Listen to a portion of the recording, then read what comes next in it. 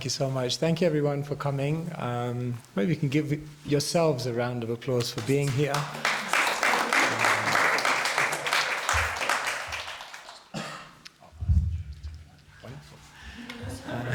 That would help. So we're really happy to be here with you. It's our, Rajiv and myself, it's our first time at Davos, and it's been such an enlightening experience so far, and I hope this morning we'll be able to discuss some topics that resonate with you and which perhaps trigger some thoughts within you, and we'll give all of you an opportunity also to share your thoughts, because I'm sure there's a wealth of wisdom within the room as well. So the Sacred Shell is really a space where we can all disconnect a little bit from the busyness of life and try to inculcate and explore deeper principles which are eternal, which are timeless, and which can empower us in all spheres of life. So that's what we'll try to do today. Thank you, Keshav, swami, and welcome everyone. So we thought we'd have a bit of a discussion and kind of tap into this knowledge. So my name is Rajiv, or Raj, you could call me, and I work for an NGO. I'm a CEO of this NGO that we created, and we're aiming to create conscious change makers through spiritual wisdom. My background is in a healthcare professional, so I work for the NHS. For those of you who don't know, it's England's pride, which is falling apart. So I work for them, and in my role, I'm responsible for looking after or navigating the well-being of a lot of staff, a lot of medical staff, and after COVID we had a lot of unhappy healthcare professionals, and I think that not just after COVID, not just healthcare professionals, but many other people became unhappy at work. So I was responsible for that. And that's my role, that's what I do, and we're here to make a change with Think Gita and Think In. So, I don't know, it kind of seems a bit strange. We're at Davos, in the middle of the mountains, speaking to a monk about corporate leadership.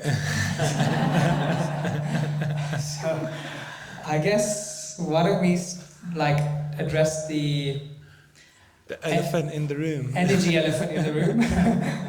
And Keshav Swami, what can a monk tell us about spiritual leadership or culture? Thank you so much, Raj. I have to begin this whole session with a disclaimer. I have never worked in the corporate world. I had a graduate job lined up when I was 21, but my path took me in a different direction. So I think it's a valid question to ask. I'd be lying to you if I said that management and leadership was an interest of mine. It wasn't really an interest of mine. I grew up as a very introverted and a shy kid. But when I was 18, I had to go to university, and coming from a nice Indian family, I had to do a degree which would make me a lot of money in the future. And so I ended up studying computer science and management at UCL in London, and I did get through my degree, and I actually found it quite fascinating, management, leadership, and I guess that was my first exposure to the topic of leadership. But at the age of 21, I kind of took a different direction.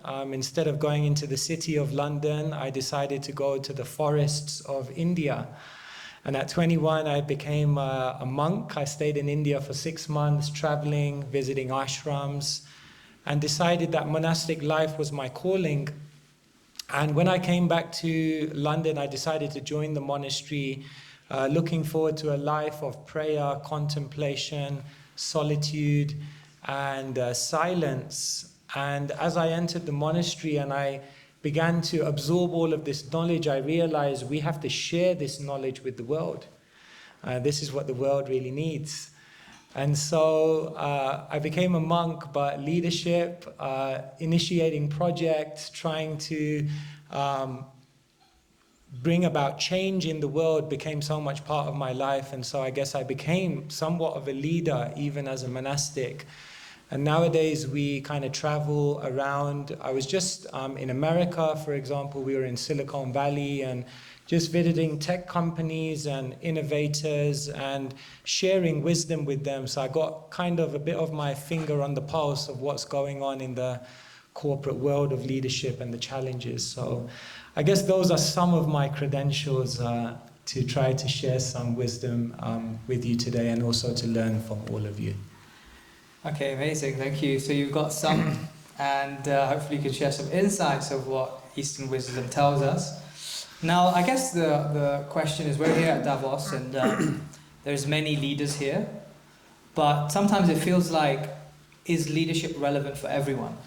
You know, because a lot of people you speak to, leadership isn't for me, or it doesn't really apply to me, or I don't have a leadership position. Sometimes we have that mindset as well. Or I know even in Davos, there's like a gap between the ringed white badge, inner circle, and then you have the outer circle. So is leadership relevant for everyone, or what would you? Yeah, that's such an important question. The Bhagavad Gita, which is an ancient Sanskrit book where we draw most of our knowledge from, explains that we're all actually leaders because we all have to first be a leader of ourselves.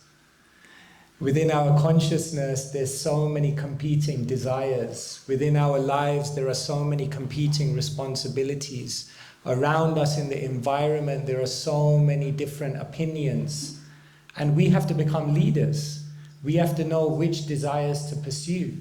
Sometimes we share with people as monks, don't pursue the loudest desire, but pursue your deepest desire. We have to know what opinions to take seriously. We have to know what demands require our attention at what time. And therefore, without being a leader, we can't even manage our own lives. And so I tell people who say, well, I'm not a leader. I say, if you're not a leader, you can't live a progressive life. So we're all leaders because we have to be self-leaders. But actually, beyond that, we're all leaders because we're all informal leaders. If you're a parent, you're a leader. If you're on Instagram, come on, admit it. If you're on Instagram and you're an influencer, you're a leader. If anyone comes to you and asks you for advice, you're a leader. If you act as a mentor or a guide or an inspiration for someone, you're a leader. So actually, we're all leaders in the informal sense. So we're all self-leaders, we're all informal leaders. But what I share with people even beyond that is that we're all potential leaders. Everyone can become a leader utilizing their own personality. Sometimes we have a stereotyped idea of who a leader is, someone who's very charismatic, a great orator, someone who has incredible ability to envision and strategize. And those are undoubtedly qualities of great leaders. But other leaders bring change in the world and inspire people through their own personality. And so what I share with people is that everyone has the potentiality to be a leader. So you're a self-leader, an informal leader, and a potential leader. And therefore, leadership is incredibly important for every single person.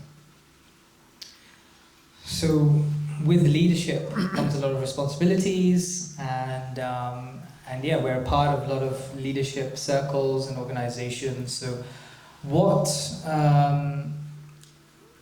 things are really important, and I guess we want to get down to, like, you know, for people in the workspace or people in even in the community sphere, you know, what are the critical things? Is it culture? Is it organization? What is that leadership direction that we should be really knowing from you?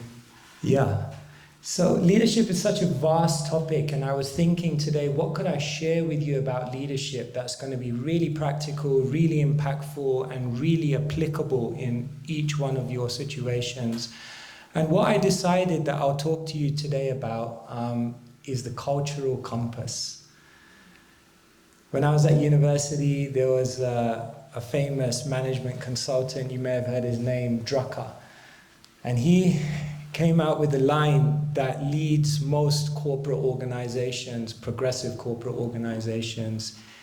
He said, culture eats strategy for breakfast. Culture is everything. And today what I thought I could talk to you about is culture, and how as a leader, your first and most primary role is to be a cultural engineer.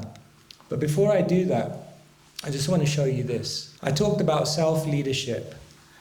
And what I want to share with you before I go into talking about anything about organizations is that each one of us live within 5 worlds.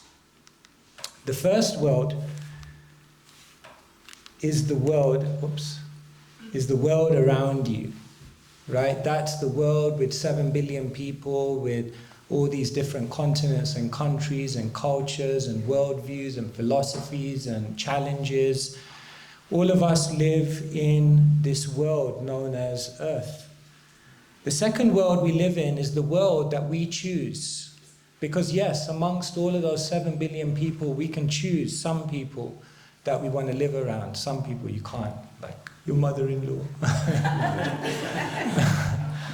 But most people, we have a choice. Where do we want to live? What worldview do we want to accept? How do we want to live our lifestyle? There's the world that we choose. And then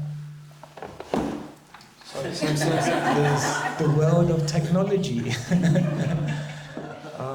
Somehow this is... Okay, there you go. Oh my God. The third world is the world inside of us. That's the world that nobody sees, isn't it? They have a saying in the world now, smiling faces, crying hearts.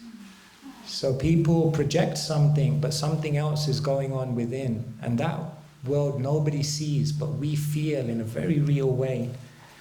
And then the fourth world that we live in is the world that we want to change. Each one of us are in this room and we're here because we want to change something. We see need for improvement and we want to make a contribution. And the fifth world is the world that we're destined for. At every moment, with every decision, with every direction and desire that we cultivate in our life, we are creating our future world. Your decisions determine your destiny. And my question to all of you is, which of these 5 worlds should we give most of our attention and focus to? All of them? You can't have all of them. I want you to choose one. 3. 3. Oh my God, you're all 3s. 5. Anyone else want to disagree with 5 or 3? Start with 3 and continue to 4. Start with 3, continue with 4.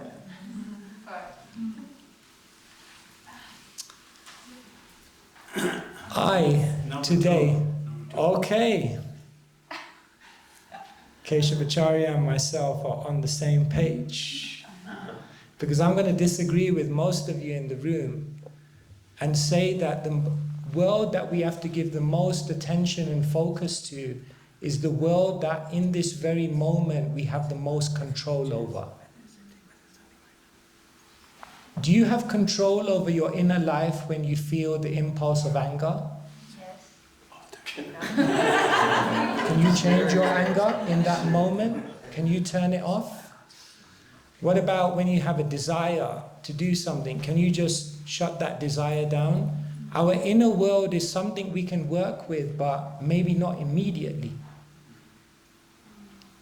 In psychology, they say there's a circle of concern and there's a circle of influence. And whichever circle you focus on expands. And so, it's said that the most progressive people in the world focus on the world that they can choose. The people you decide to surround yourselves with, the narratives that you hear, the lifestyles that you choose, the worldview that you espouse and then react to the world through, All of these things are within our control. And according to the world that we choose, that will then create our inner world. And according to our inner world, we will then come out into the world and make an impact.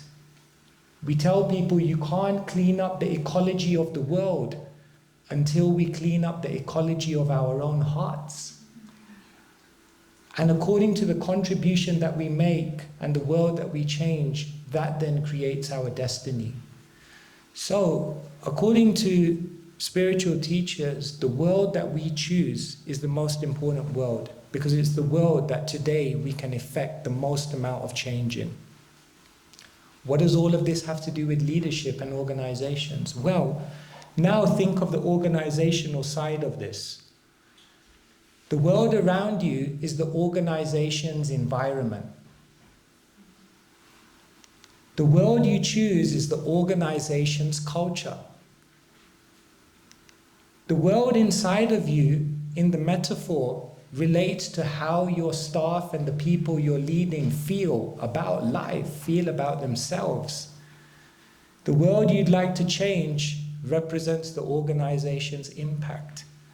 And the world you're destined for represents the organization's future.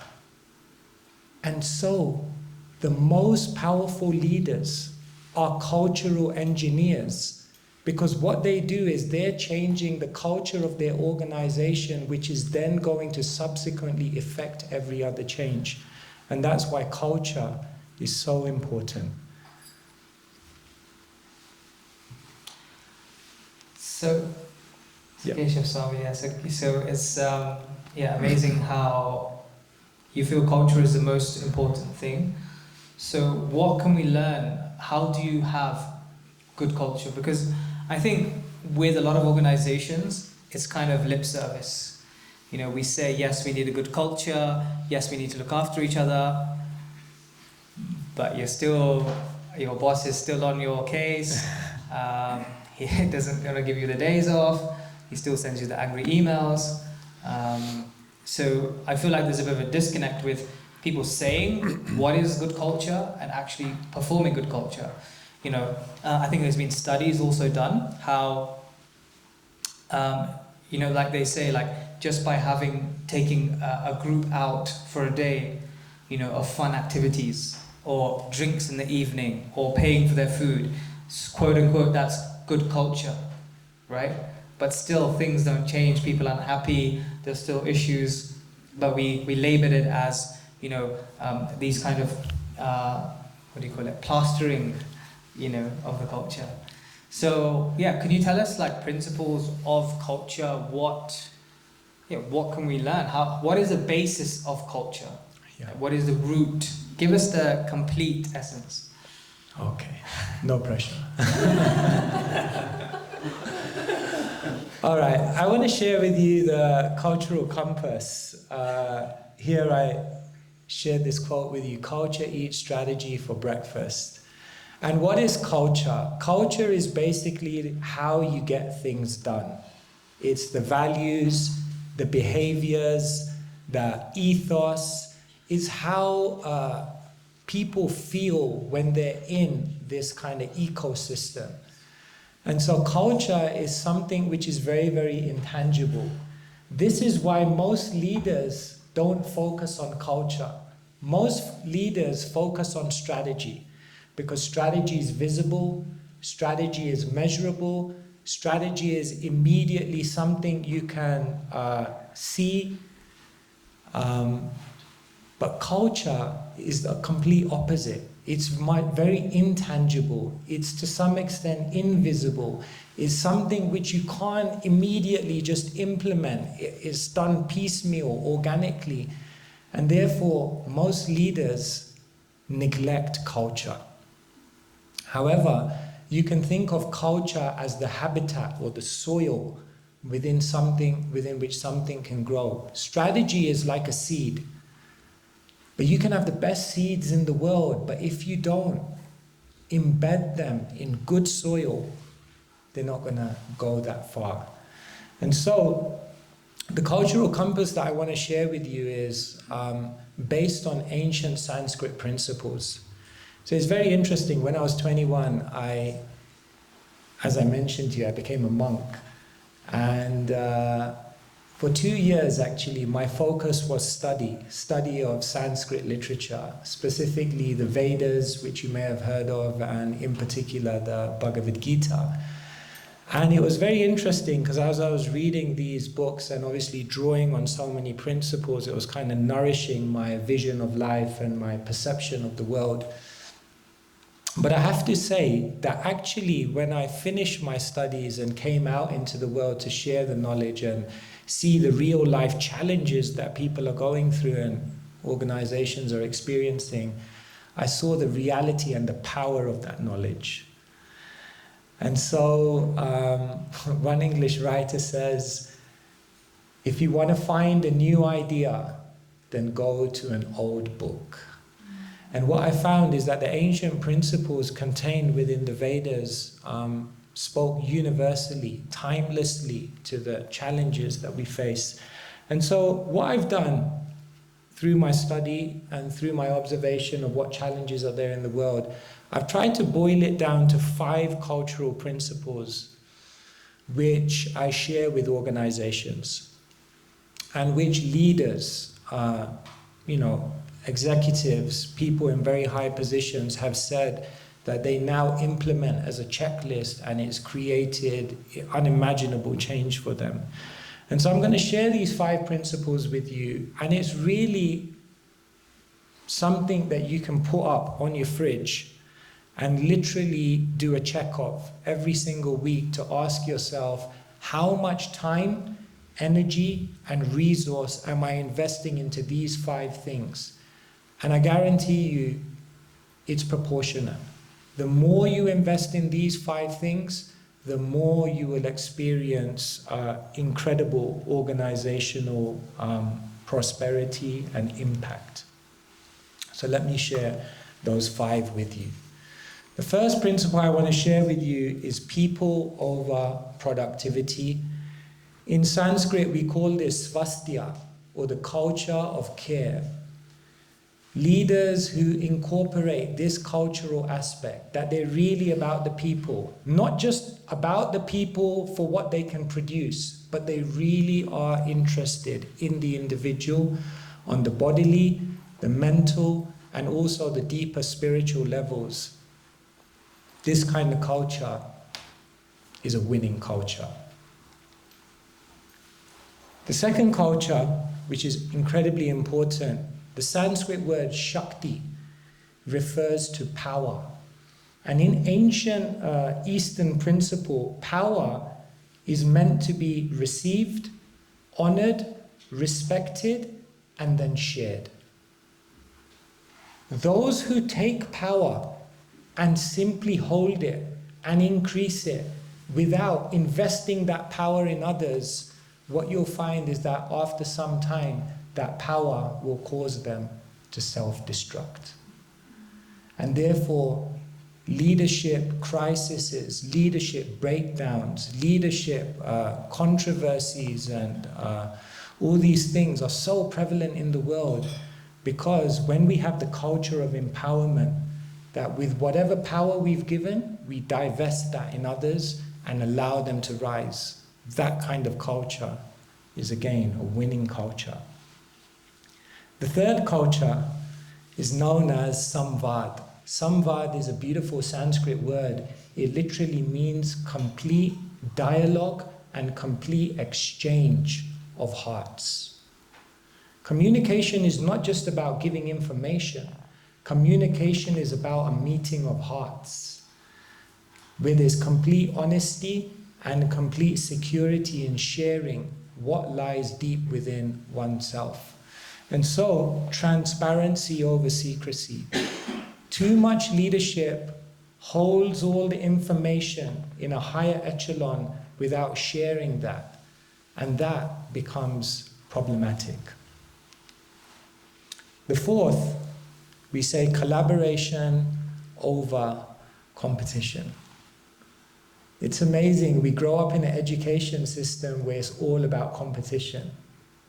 It's all about your position in a ranking. It's all about your percentage in a test. It's all about your power in a hierarchy. It's all about your popularity amongst your peers. Einstein said, everything that can be counted doesn't necessarily count. And sometimes the things that can't be counted count for more.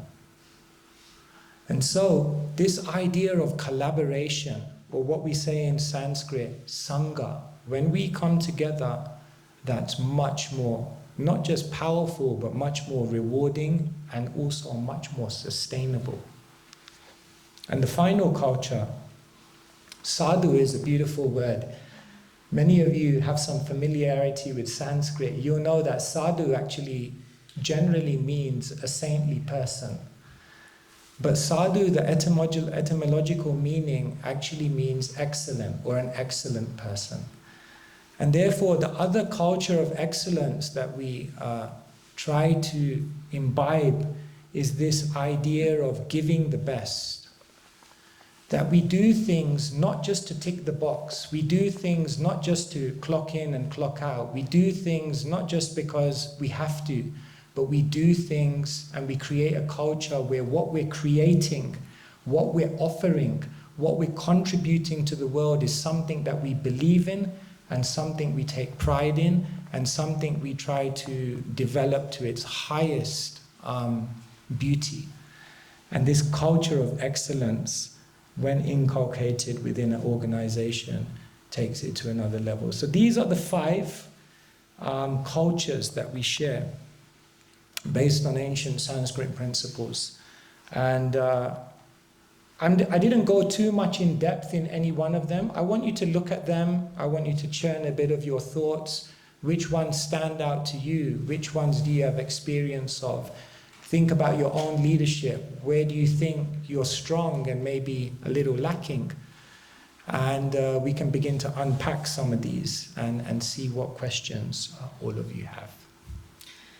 Thank you, Keshav Swami. Yeah, pretty comprehensive. And I guess we can just unpack some of them and maybe share some reflections on each of them. Let's start with the first one, people over productivity. Now, so we have this NGO and we have 300 volunteers. So if you thought it was hard to manage employees who are getting paid to be there, now put yourself in a situation where you're managing 300 volunteers that are giving up the rest of their time for this, for this NGO and for this mission. And also I've seen it in my professional life as well. I decided to kind of take the harder challenge of not having employees and having volunteers. So this people over productivity, and what does that mean? You know, how do we implement that? Now I have one person in my NHS job that I work with, and it's interesting when I hear that. Our meetings, so she kind of is like is a project manager and kind of I guide to get things done. And our conversations, our meetings are 45 minutes about our lives and 15 minutes about the work. And in that 15 minutes is plenty of time. We get the work done, bam, bam, bam. But the time we invest into getting to know each other, understanding each other, or understand what's going on, or being that support system, it makes a massive difference. Because when things go wrong, when things are difficult, when things are stretched, you've invested in that relationship. You've invested in that, in that connection. And I'll share a story with you actually. I was working for a company, and I actually had a manager who I had a difficult relationship with. Has anybody had that situation before, where they were working for someone and they had a difficult relationship with? Okay. Almost everyone. The ones who haven't put their hand up haven't worked for anyone, maybe. So I remember I was actually thinking about this situation, And it was actually on my mind.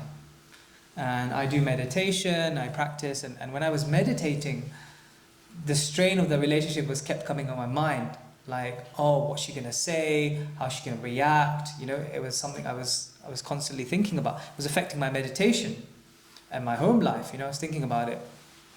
So I spoke to one of my mentors, spiritual mentors. So also sharing this kind of wisdom. So I was like, yeah, I'm good, but I've got this lady at work. Let's call her Sarah. She's like this, and etc., etc. And he actually said something that really shocked me.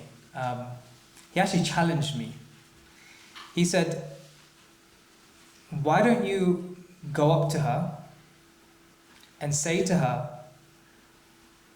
that you're going to take responsibility for that relationship not going well. So go up to her and say, I take responsibility, we've not been in good standing, and I want to reset. But why don't you take that responsibility and go up to her and say it? I said, okay, because it was a challenge. And my spirit is like that. If somebody challenges me, I have to, take it on. Maybe he knew that. So I remember I was in my consultation room. I had finished my last patient, and we have this intercom system, where you message, the other person, and it flashes on their screen. So I messaged her saying, hey, can I see you? And then literally within 20 seconds, I got a reply saying, yes, come up. And I was like, oh God, now I have to go. And I remember getting up off the chair, and I could feel a physical barrier stopping me from leaving. A physical barrier, I could feel it. And I could feel my ego stopping me. Who is this person? Why should I have to accept this? I'm not going to do this, I could feel it. But again, because it was a challenge, I broke through. So I opened the door, went outside my consultation room, and her office was actually upstairs. So I walked up the stairs, and I knocked on her office, and she's like, yes, come in. So I walked into the room, and she's like, yes, come in, sit down. So I sat down she had a little sofa, as they do. And she came in, she brought a notepad, she brought a pen, and she crossed her legs, and she was like, right, what do you want to talk about? And I was like, okay. And then I said, hey, I just want to say, I want to take responsibility for this relationship. It's not got off to the right foot, but I really wish we can restart, and apologize for anything I have said or things that have happened. And I really hope we can start again. And her reaction was quite surprising. So she actually uncrossed her legs, she put her book down, she got up, and she goes, Rajiv, please give me a hug. And she got up, she gave me a hug, and she started crying. And she goes, I've been waiting to say this to you. I also felt the strain. I didn't feel comfortable. And I'm so happy that you took that step and, approached me. And in that moment, I realized that it didn't matter who was right or who was wrong. What was more important was the relationship that we had. And this principle of people over productivity, I think that is when I really learned, actually, it's about the person. It's not about the project. It's about that connection that you have. It's okay if something doesn't get done, but if somebody's feelings are hurt and it's affecting them and it's affecting their home life, then, yes, you might get the productivity done, but how are you going to make them feel? And what's going to happen later? So, do you want to... Yeah, no, I think that's such a good point. And I think one of the things we sometimes do as leaders is we say, this is business and that's your personal life. And we create a heavy and aggressive demarcation between that. When the reality in life is that it's never compartmentalized. You bring your home life into work, and you take your work home. And you can't avoid that.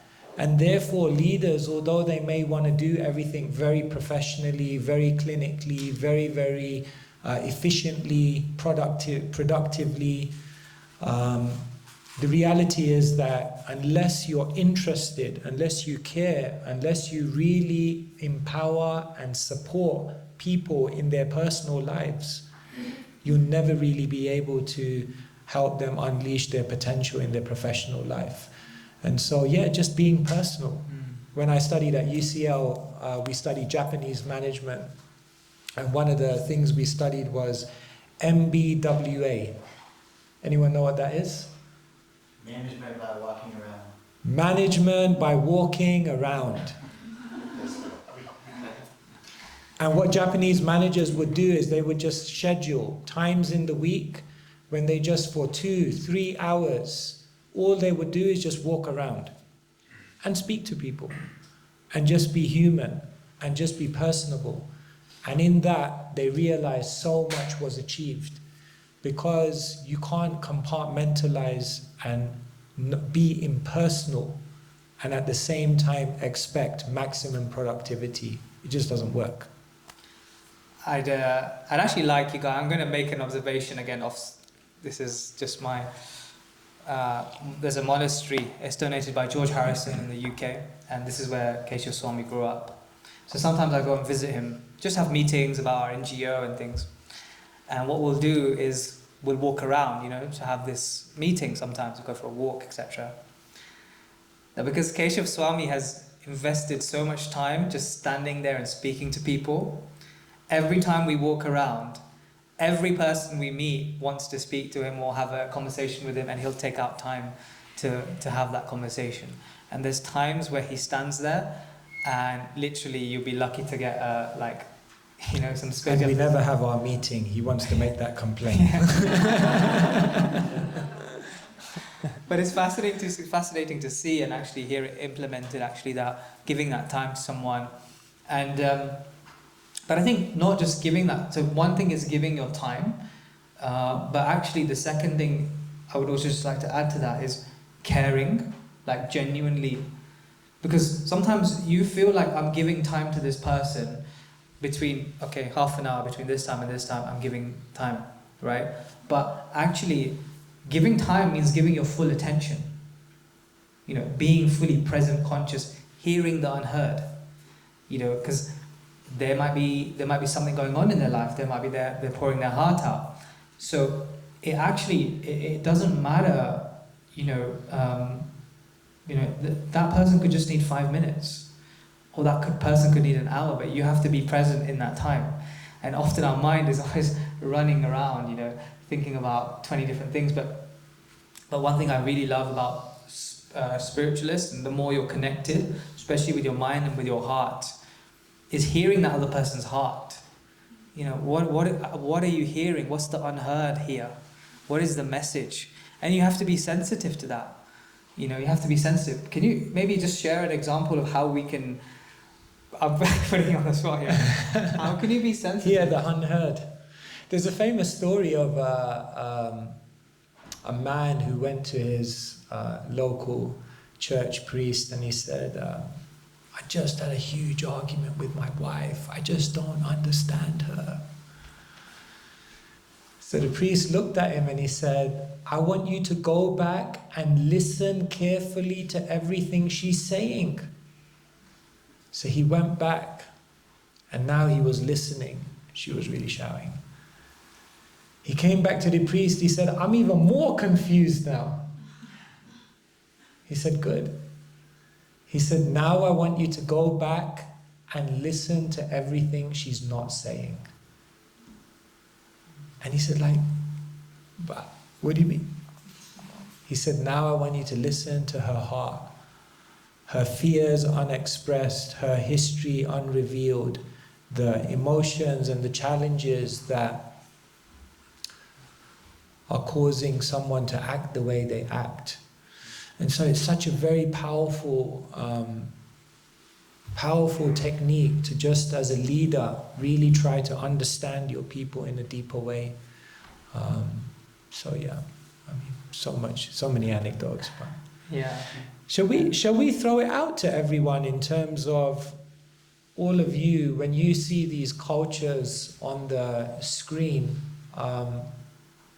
any one of those stand out to you, or any one of them really you feel like you'd like to explore a little bit further? Yeah. I would like to ask a question. Actually, that's related to the culture of care and communication. So I worked in two different places. So in one place it was people with high education, some of them very enlightened. So it was very easy to actually use this culture. And then recently I worked with people with low education, Right. very simple, and they had actually a lower consciousness. So when I started to proceed by way of culture of care, culture of communication, they started to not disrespect, but to respect me less. To do To take advantage. Exactly. Right. To do less things, to do work not as good as before their job, and trying just to be nice, and that's it. To really, as you said, to take advantage of it. Yeah. How to find this little line between using this culture in your everyday life and to know to limit this kind of behavior from the people.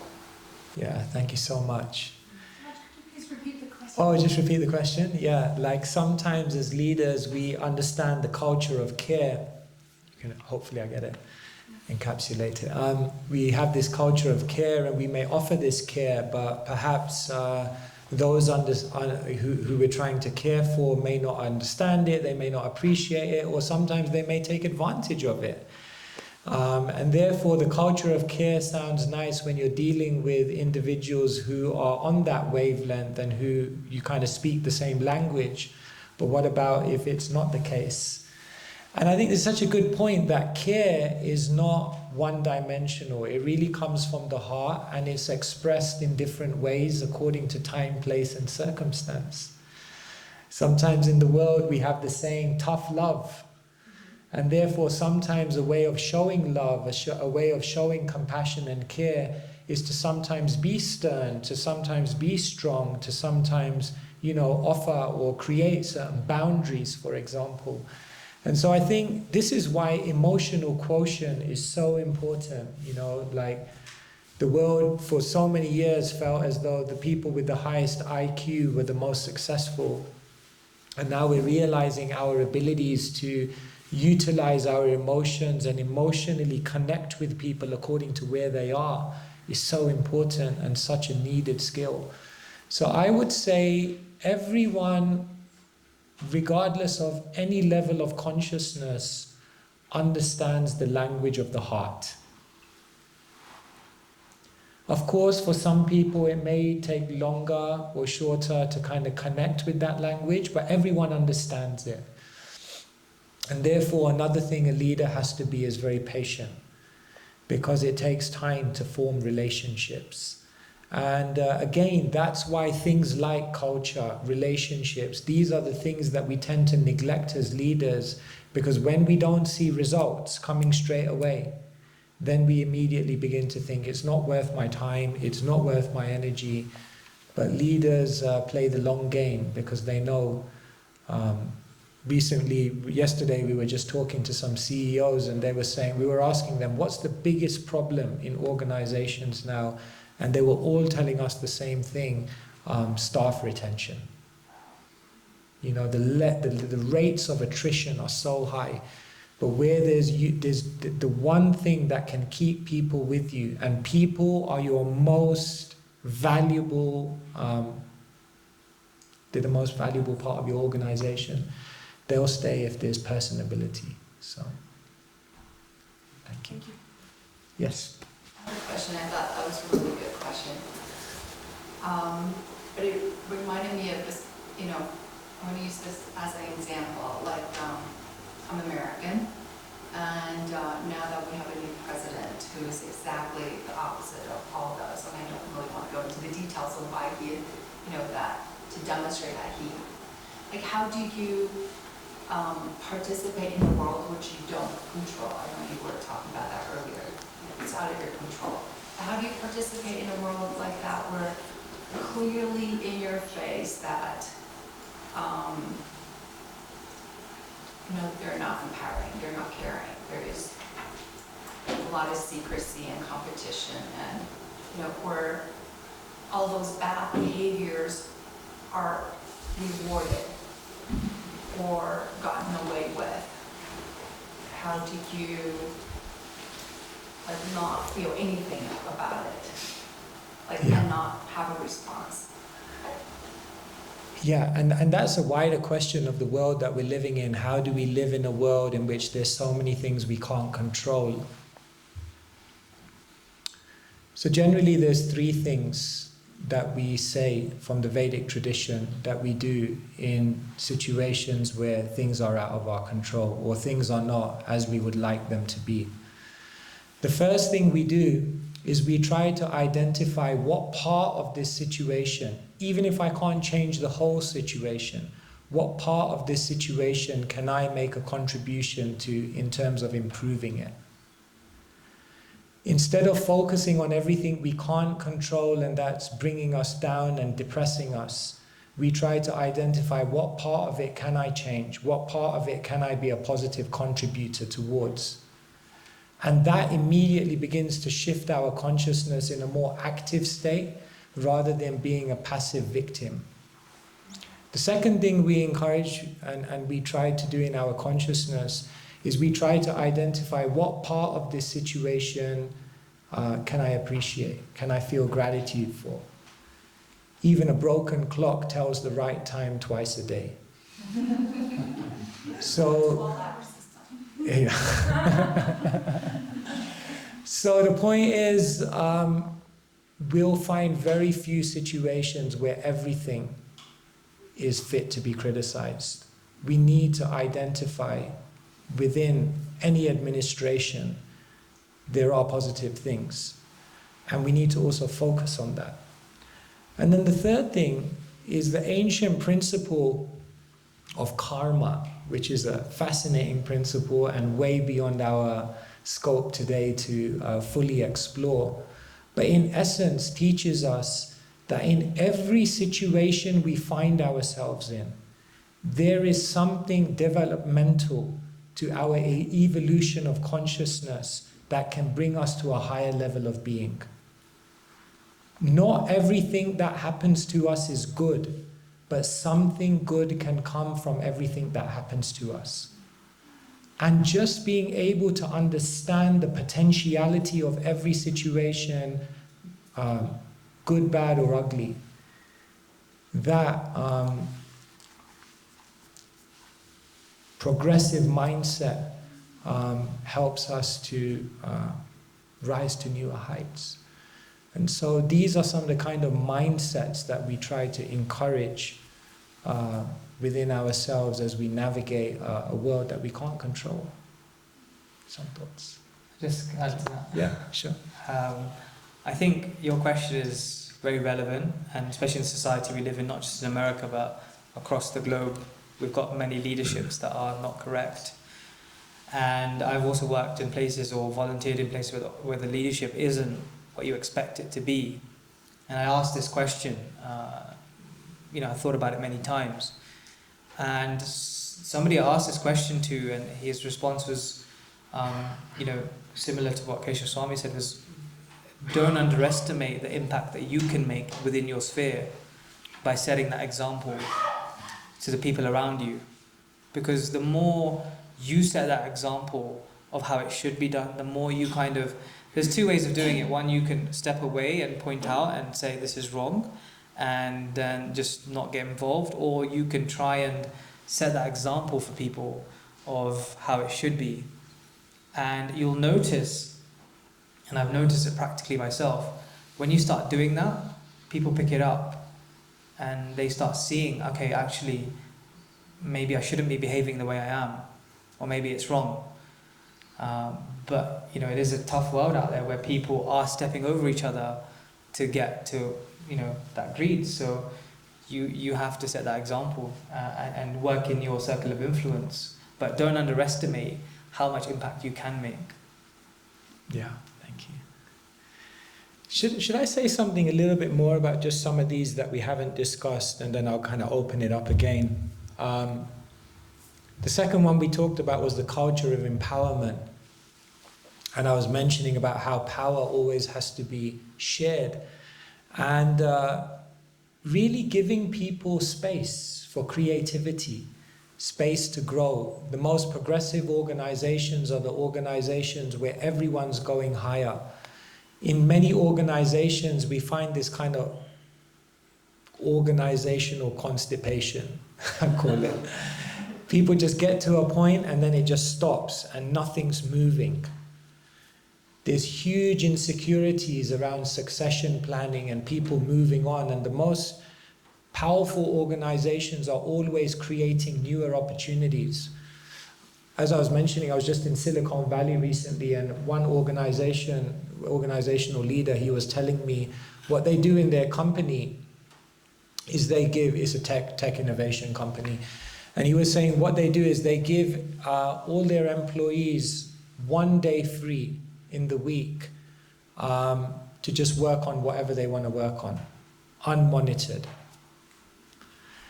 And they just get that time in the week just to explore whatever's interesting to them. And the most amazing thing he said is that our best innovations, our most cutting edge offerings to the world, our most ingenious technologies have come from people who utilized that time and came up with something that they were inspired by. And so that culture of empowerment is so important.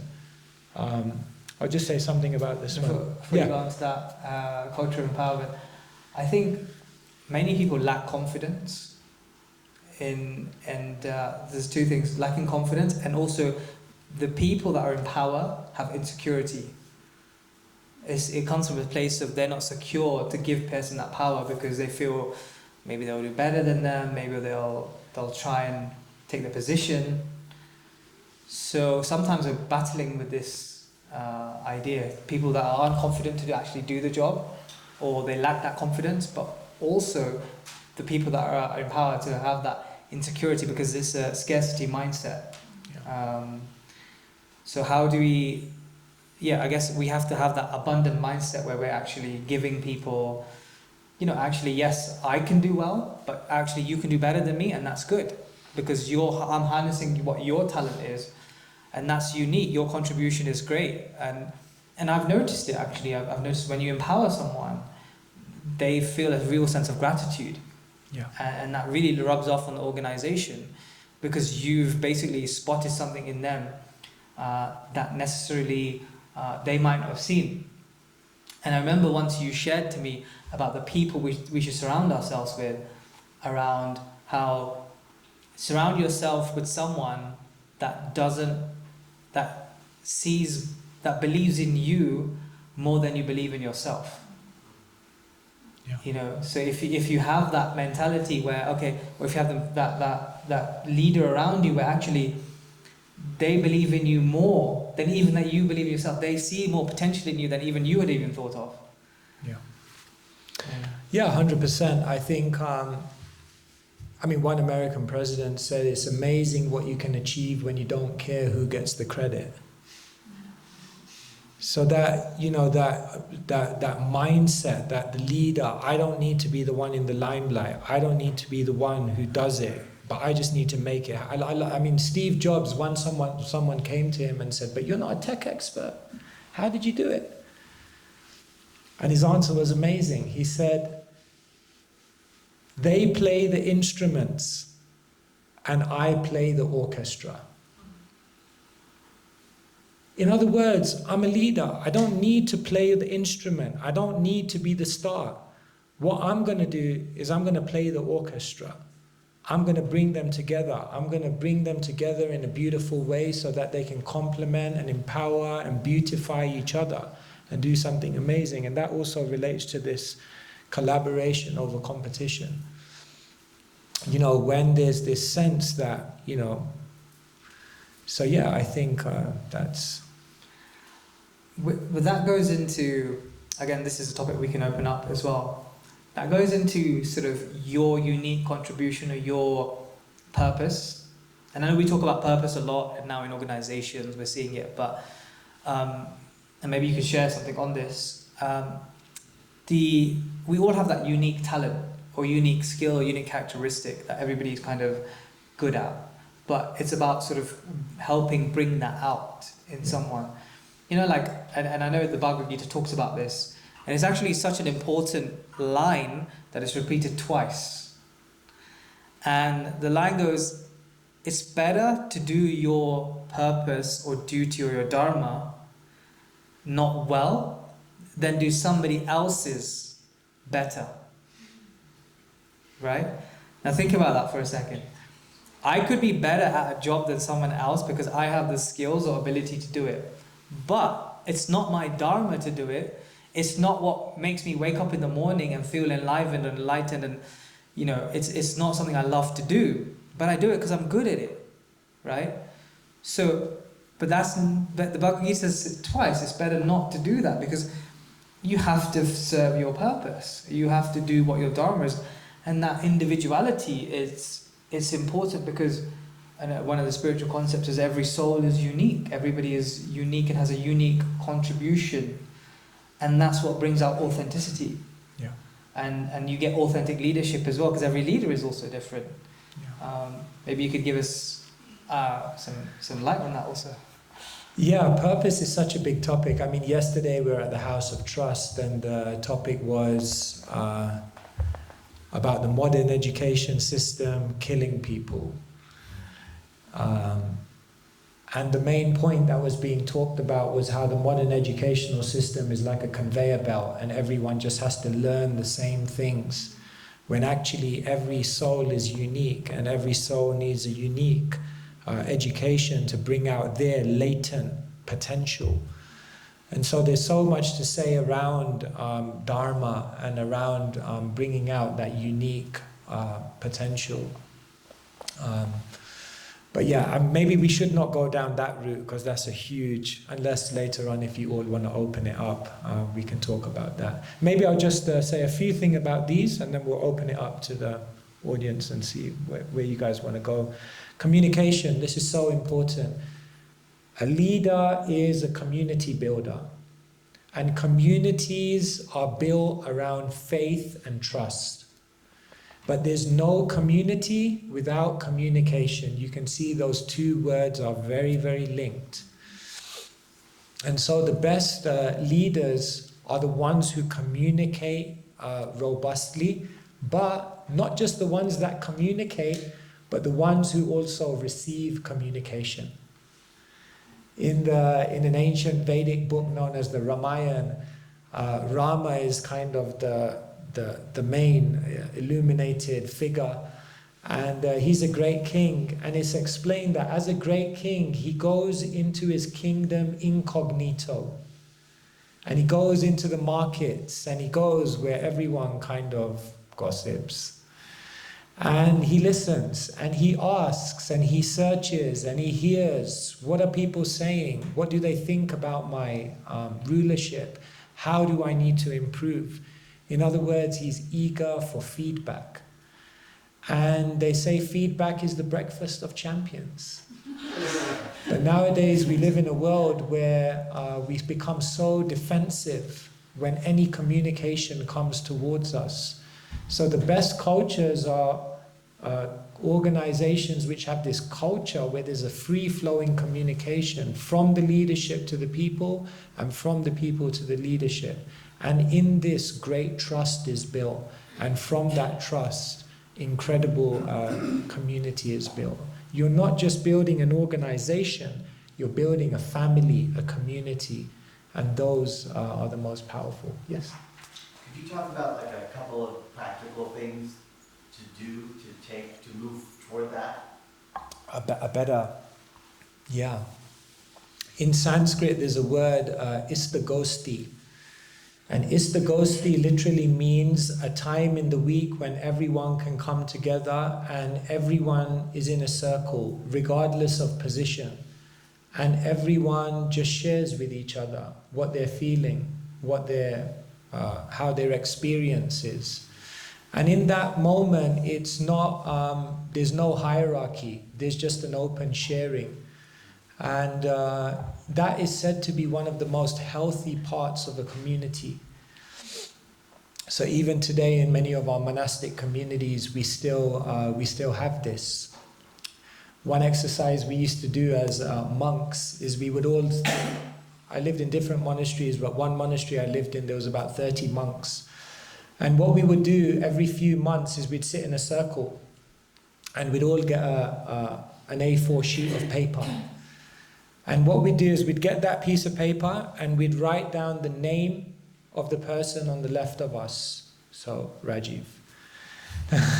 And we'd all get a minute. And in that minute, we would write down what we think the best things this person is doing at the moment. And we would also write down the things that they're not doing that we think will awaken their greatest potential. And then after 1 minute, we'd pass the paper on. And like that, it would go. So every 3 months, you'd get 30 pieces of incredibly valuable feedback. And the amount of development that came from that was phenomenal. But we live in a world, like we're surrounded by all these individuals who have incredible information to share with us about how we can improve. But we just don't have the culture of communication to extract that. And so we create these kind of systems like this, cultures, yeah. That one example. Yeah.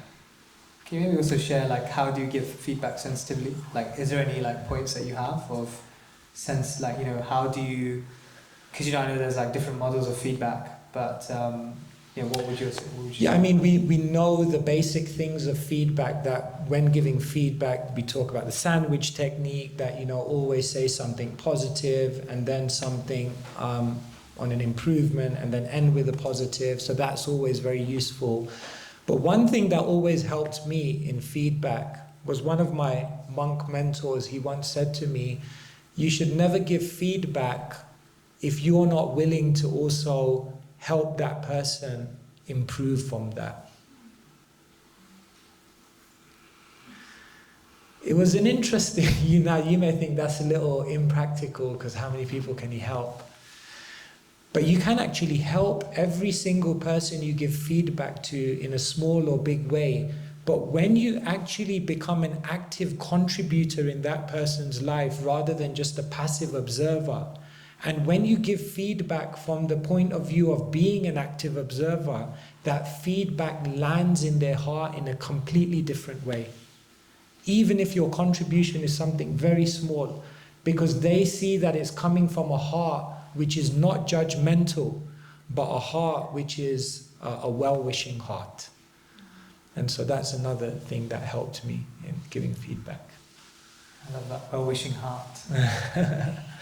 We talked a little bit about this, and maybe this final one I'll say something about, and then we'll open it up. A culture of excellence. You may all know the famous story of Steve Jobs, that once when he was a kid, his father told him to paint the fence around the house.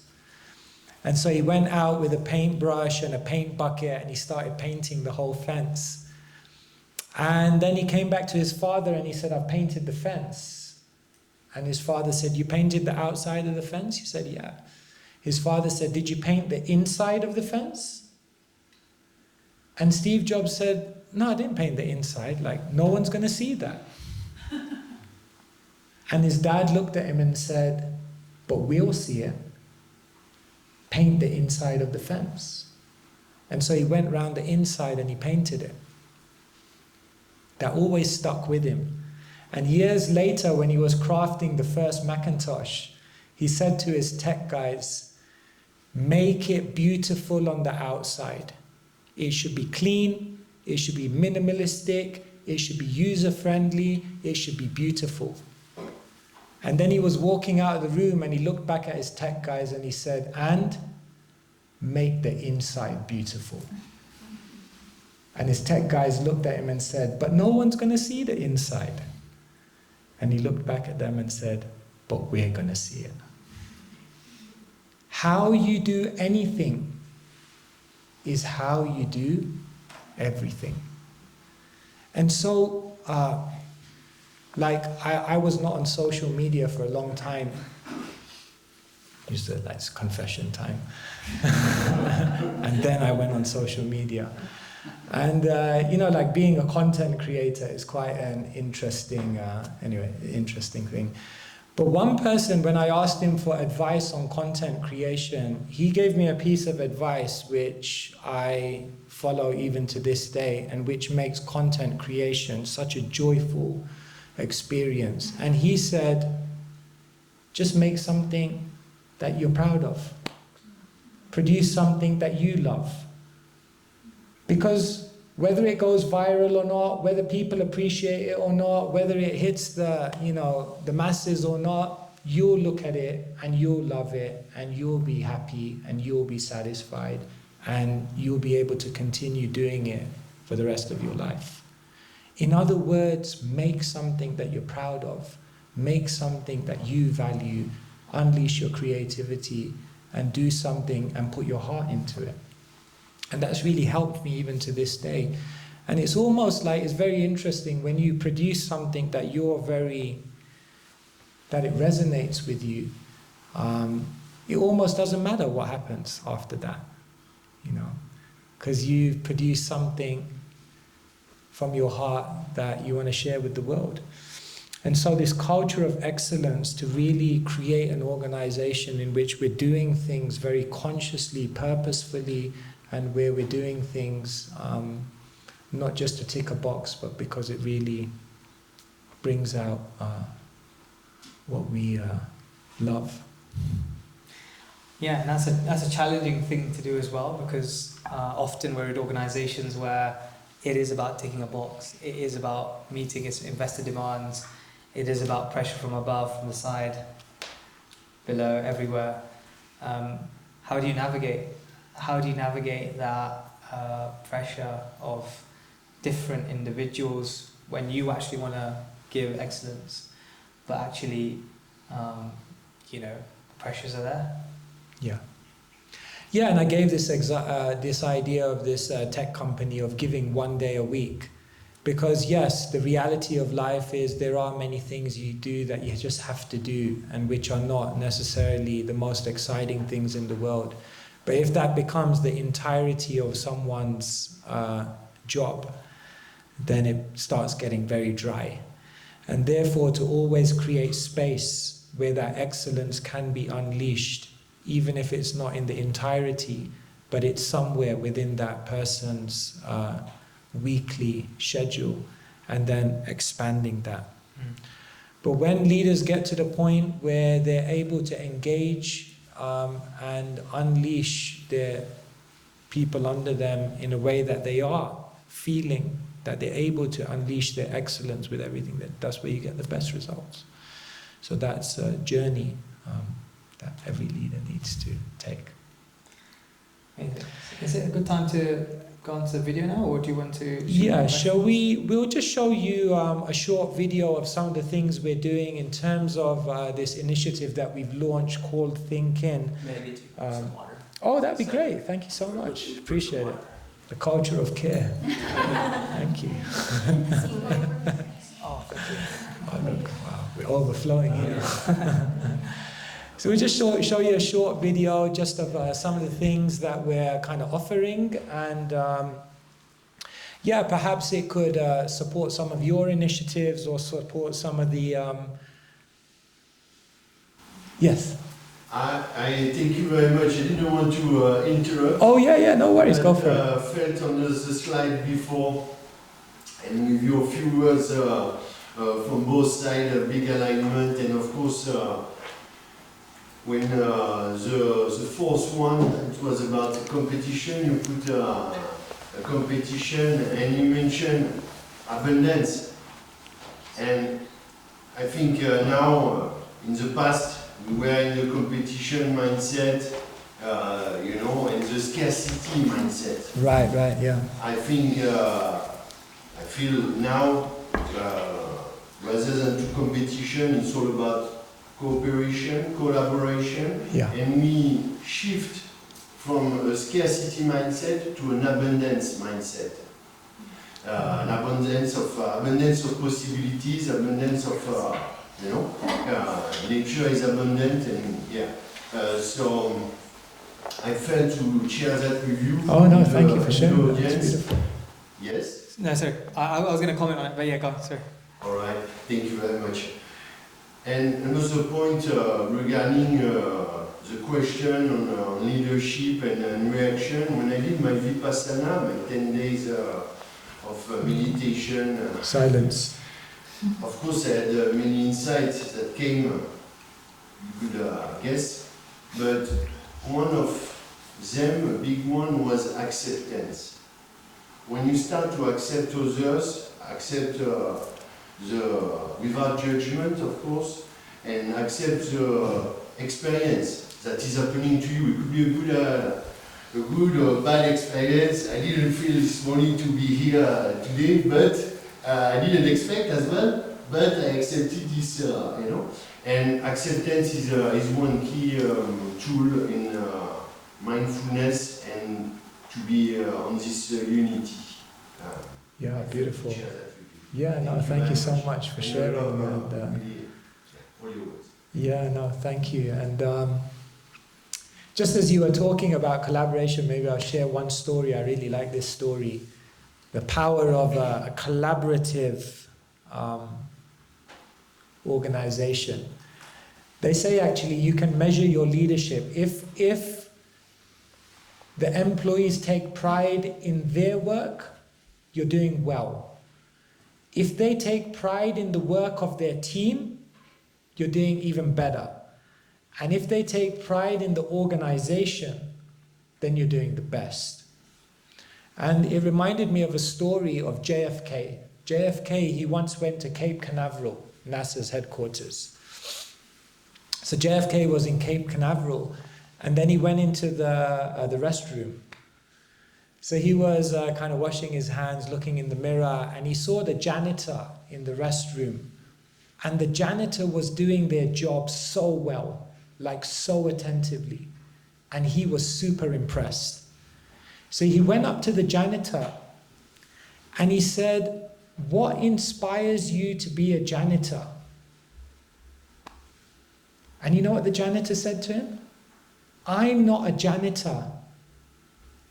I'm part of a team that's putting a man on the moon." And he looked at that person and said, "Wow." In other words, it's a team, and no one's higher or lower, and together everyone achieves more. Together everyone achieves something amazing. And that's the power of an organization, that if it can create that kind of sense of togetherness, that I just remembered that when you said that. So yeah, thank you for sharing. I just want to comment on your idea of abundance as well. And I really loved how you picked up on the importance of abundance. And I was just reflecting, how do we get abundance mindset? How do we really have that? And personally for me, my spiritual practice has really allowed me to connect to an abundant source, abundant mindset. And I have this mindset where whatever happens, God has a plan. The universe has a plan. And trust in the plan, because and it's, you know, if you can connect with that higher source, and whatever it is, by the way, I'm not saying it should be a particular religion or a particular practice. It could be anything, but we all have to figure that out, whatever it is. And once you've done that and you've got that connection, then you can really have that abundance mindset, because then it's not about scarcity. Actually, the universe is abundant. There's abundant opportunities. And that divinity is abundant. It's an abundant source. So yeah, I just thought I'd comment on that, because I really liked your point, and I just wanted to share, like, how we can practically implement abundance in our life, and it really has to you have to get to that root of spirituality. Peace. Peace is a key as well to get to the abundant state. I'm working with the SDG. The number 17 is cooperation, collaboration, and the peace. I can't remember the number, but that's not the point. On the IGT, on the inner development goals, the first on this framework, the first thing is mindfulness, peace, and it's a key thing. When you peace from the inside, the outside is peace as well. Right. And rather than to really focusing on the outside, that things that you can control, if you really connect with your peace inside, it makes a big magic change. Well, this culture of care, first one, it starts with yourself. If you have to have culture of care, which starts from you, and then if you can have that care for yourself, that inner world, then it will resonate on the external. Maybe we'll quickly show this video and then we'll Open it for questions. then we'll open it up for questions.